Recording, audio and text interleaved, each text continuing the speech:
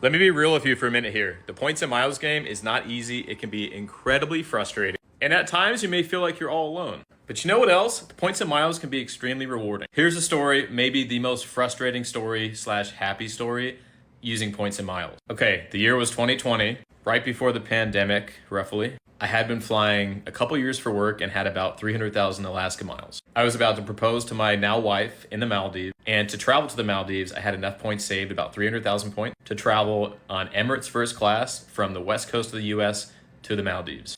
The day I booked that flight, I received a call after receiving an email, and Alaska had ended their partnership with Emirates, and the flight I booked was no longer guaranteed. In 2025, the flight would still be allowed, but back then it was horrible. So what did I do? I was following along, and I knew that Alaska just announced a partnership with Qatarairways. This is before any of these nice search engines were around. It was just searching the you-know-what out of Google, and it was tough. Well, I found a flight. It was 85,000 points, and it was on Qatar business class in the qsuites from San Francisco to Sri Lanka. Cash cost of that flight was about $13,000. I booked the flight using the points. It was 170,000 points total. Then I get a call from Qatar the next day, and they're like, "Hey sir, you booked your flight with Alaska. Now you owe us $389. And back then I didn't know about surcharges and all that. And I was like, wait, I have to pay $400 on top of the points I already used? I should have been thinking like this, dude, you just got in a bad situation.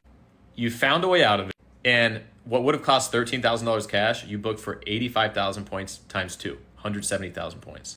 And then I booked a $100 flight for Katie and I from Sri Lanka direct to the Maldives. So for less than $600, we got to fly on the qatarqsuites, and it was amazing. And I proposed, and she said yes, and it was fantastic. But here's the punchline. As far as credit card tips and tricks go, learn how to transfer your points and your miles. If you need help, we have a free transfer guide. You can comment transfer below. We'll send you a link. And we also made a free points and miles guide that teaches you the ins and outs of points and miles, specifically what we wish we knew 5 years ago so we would not be in the same predicament. There's also a whole lot of cool stuff in there as well, and it's free. Just comment points or miles below. We'll send you a link. All right, that was just some story time. Hope it was helpful. Hope it was insightful. Just know that you're not alone. You can always reach out. You know, you work hard to earn those credit card points and miles.